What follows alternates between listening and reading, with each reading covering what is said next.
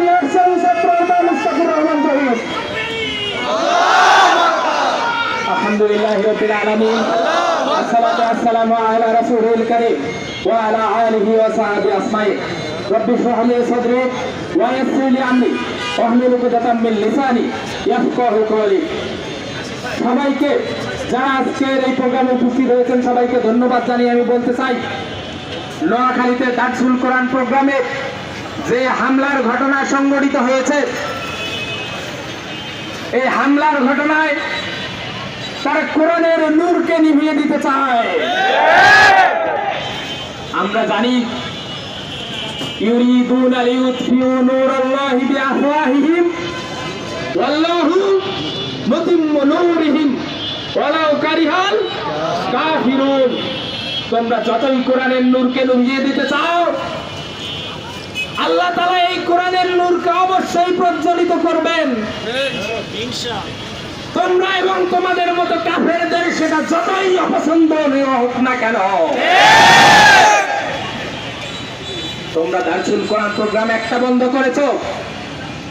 তোমরা জানো না আমরা সারা দেশের সকল উপশাখায় দারসুল কোরআন প্রোগ্রাম করার জন্য আজকে ঘোষণা দিয়েছি। তোমরা একটা বন্ধ করবা, আমরা হাজারটা চালু করবো ইনশাআল্লাহ।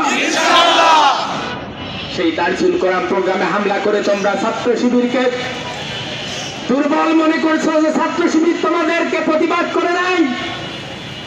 আমরা বলে দিতে চাই, যেই জনশক্তিদের তোমরা রক্তাক্ত করেছো তাদেরকে যদি আমরা বলতাম যারা তোমাদের গায়ে আঘাত করেছে তাদের একটা মসজিদ থেকে বের হতে দিবা না, তাহলে আমাদের প্রত্যেকটা কথা প্রত্যেকটা জনশক্তি অক্ষরে অক্ষরে পালন করত।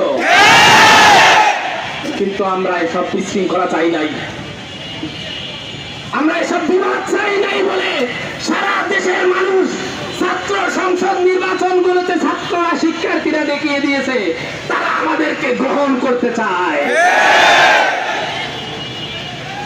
আমরা সবাই মিলে বলে দিতে চাই, উহারা প্রচার করুক হিংসা বিদ্বেষ আর নিন্দাভাব, আমরা বলিব সাম্য শান্তি এক আল্লাহ জিন্দাবাদ জিন্দাবাদ। আমরা তো ফিকিল্লাহ বিল্লাহ।